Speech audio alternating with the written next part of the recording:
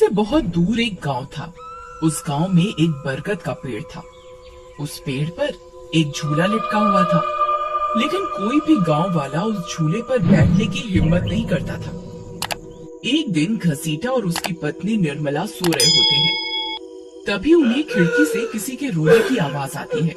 इस वजह से घसीटा की नींद खुल जाती है। अरे ये कौन है? हे भगवान, लगता है ये आवाज उसी बरगद के पेड़ की तरफ से आ रही है। अरे निर्मला, जल्दी उठो, देखो ना, आज फिर से वही रोने की आवाज आ रही है। हे भगवान, ये रोने की आवाज तो उसी झूले की तरफ से आ रही है। तुम डरो नहीं, मैं अभी देखता हूँ। फिर घसीटा खिड़की की तरफ जाता है तो उसकी आंखें फटी की फटी रह जाती है। उसे झूले पर एक औरत दिखाई देती है। उसने सफेद रंग की साड़ी पहनी होती है और रो रही होती है। अरे निर्मला, जल्दी यहाँ आओ, देखो झूले पर कोई बैठा हुआ है। फिर निर्मला भी जल्दी से खिड़की की ओर जाती है और उस औरत को देखने लगती है। अजी, ये वही चुड़ैल तो नहीं जिसने इस झूले पर अपना कब्जा कर रखा है? तुम्हारा दिमाग खराब तो नहीं हो गया? वो सिर्फ एक औरत है।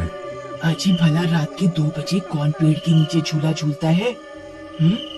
अब तुम रुको, मैं अभी बाहर जाकर देखता हूँ। अरे रुको रुको, तुम्हारा दिमाग खराब तो नहीं हो गया जो खुद मौत के मुंह में मरने के लिए जाना चाहते हो? मैं आपको कहीं नहीं जाने दूंगी। तभी वह चुड़ैल अचानक से गायब हो जाती है। ये सब देखकर वे दोनों डर जाते हैं। अरे मर गई रे, ये तो गायब हो गई। मैंने आपसे कहा था ना जी, ये कोई आम औरत नहीं है। तुम सही कहती हो निर्मला, इस झूले में जरूर कोई गड़बड़ है, तभी कोई गांव वाला इसके आसपास जाने में भी डरता है। अजी, आज तक तो हमने इस झूले के बारे में सिर्फ अफवाहें ही सुनी थी, आज तो अपनी आंखों से देख लिया। मैं अब इस घर में और नहीं रहने वाली। फिर अगले दिन निर्मला का भाई अपनी पत्नी के साथ शहर से उसके घर आता है। अरे निर्मला बहन, तुम कहाँ हो? अरे भाई तुम, आज तुम्हें अपनी बहन की याद कैसे आ गई? बस ऐसे ही बहुत दिन हो गए थे, तो मैंने सोचा अपनी प्यारी बहन से मिल लूं आज। फिर वे लोग पूरा दिन हंसी मजाक करके बिता देते हैं। और फिर रात होने पर, बबलू भाई तुम नीलू के साथ इस कमरे में सो जाओ, हम साथ वाले कमरे में सो जाते हैं। और हाँ, तुम्हें किसी चीज की जरूरत हो तो मुझे बता देना। फिर इतना बोलकर निर्मला अपने कमरे में सोने के लिए चली जाती है। फिर कुछ देर के बाद नीलू की नजर खिड़की के बाहर उस झूले पर पड़ती है। अजी इधर आइए, वो देखिए, वो पेड़ के नीचे एक झूला लगा हुआ है। हमारे शहर में तो ऐसा कहीं देखने को नहीं मिलता। चलिए ना, मेरा बहुत मन है झूला झूलने का, चलिए ना। अरे रुको रुको, अभी तो रात हो गई है, सुबह होते ही झूल लेना, अभी सो जाओ। फिर इतना बोलकर बबलू सोने चला जाता है, लेकिन नीलू उसी झूले को देखती रहती है। अजी सुनिए ना, चलिए ना, मेरा बहुत मन है। लेकिन बबलू नीलू की बात को अनसुना कर देता है और सो जाता है। फिर नीलू सोचती है, अरे ये झूला तो एकदम घर के पीछे ही है, मैं खुद ही चली जाती हूँ। फिर इतना सोचकर नीलू घर से अकेले ही निकल पड़ती है और सीधा उस झूले के पास पहुंच जाती है। अरे वाह, जैसा मैंने सोचा था ये तो बिल्कुल वैसा ही निकला। आज तो मजा ही आ गया। फिर नीलू उस झूले पर बैठ जाती है और झूला झूलने लगती है और गाना गाने लगती है। पंछी बनूं उड़ती फिरूं मस्त गगन में, आज मैं आजाद हूँ दुनिया के चमन में।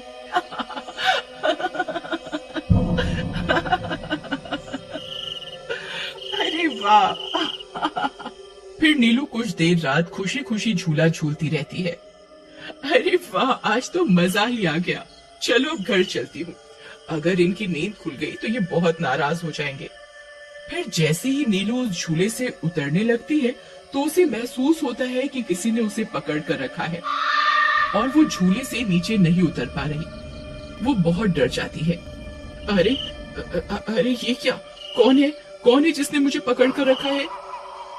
वो इधर उधर देखती है लेकिन उसे कोई दिखाई नहीं देता। अरे मर गई रे, मैं इस झूले से क्यों नहीं उतर पा रही? बचाओ बचाओ, कोई है? अजी सुनते हो, मेरी मदद करो। तभी नीलू की आवाज सुनकर बबलू की नींद खुल जाती है। निर्मला और घसीटा भी उठ जाते हैं और भागते हुए बबलू के पास आते हैं। अरे बबलू, ये तो नीलू की आवाज थी ना, वो कहाँ है?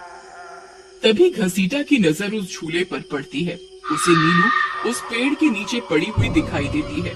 हे भगवान, ये क्या अनर्थ हो गया? नीलू उस झूले के पास कैसे चली गई? फिर वे तीनों भागते हुए उस झूले के पास जाते हैं। उन्हें नीलू वहाँ बेहोश पड़ी हुई मिलती है। हे भगवान, ये तुम्हें क्या हो गया नीलू? नीलू, तुम्हें यहाँ नहीं आना चाहिए था। हे भगवान, अब क्या होगा? फिर वे सब लोग वापस अपने घर आ जाते हैं और सुबह होने पर नीलू को होश आता है। नीलू, तुम ठीक तो हो ना? आज के बाद कभी उस झूले के पास नहीं जाना। उस झूले पर किसी चुड़ैल का साया है। ठीक है दीदी, मैं आज के बाद उस झूले के पास कभी नहीं जाऊंगी। फिर रात होने पर सब सो रहे होते हैं। तभी नीलू की नींद खुल जाती है। उसकी आंखें लाल हो जाती हैं और उसके पैर उल्टे हो जाते हैं और वो घर से निकलकर झूले की तरफ चल देती है और झूला झूलने लगती है।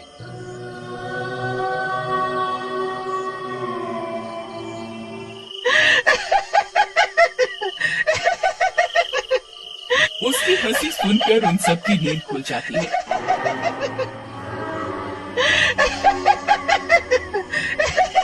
निर्मला और घसीटा भागते हुए बबलू के कमरे में आते हैं और नीलू को वहां ना पाकर परेशान हो जाते हैं। हे भगवान, अब ये नीलू कहाँ चली गई? फिर वे सब खिड़की से झांक कर देखते हैं तो उनकी आंखें फटी की फटी रह जाती हैं। नीलू झूला झूल रही होती है। अरे मर गए रे, ये नास बेटी तो फिर से झूला झूलने चली गई। अरे बेवकूफ बबलू, अपनी पत्नी को संभाल कर नहीं रख सकता क्या? देख, तेरी पत्नी आधी रात को कैसे झूला झूल रही है।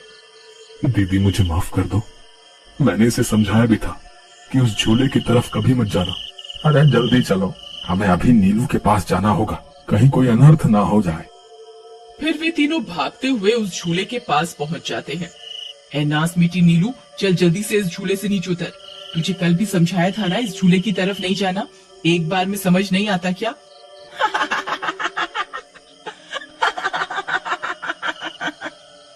जरा इसके पैरों की तरफ तो देखो। अरे मर गए रे, ये तो चुड़ैल बन गई है।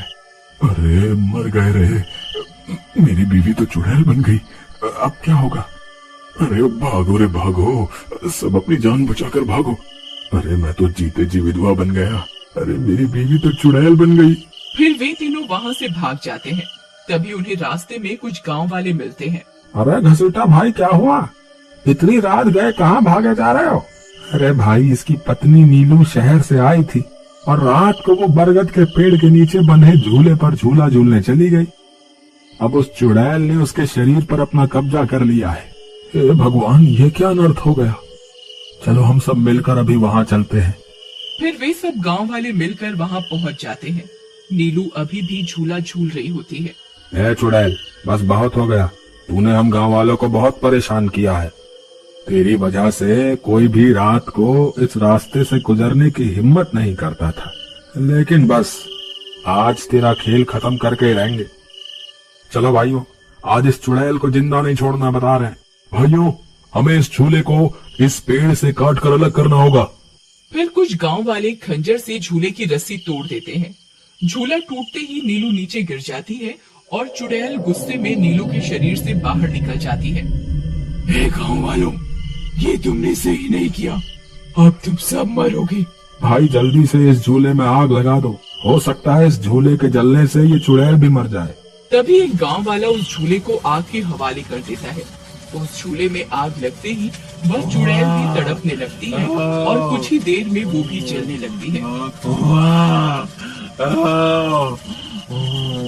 मैं किसी को जिंदा नहीं छोड़ूंगी। अरे अरे मर गई रे। गांव वालों, मैं तुम्हें जिंदा नहीं छोड़ूंगी। मैं वापस आऊंगी। फिर देखते ही देखते चुड़ैल जलकर राख हो जाती है और गांव वालों को उस भूतिया झूले से छुटकारा मिल जाता है।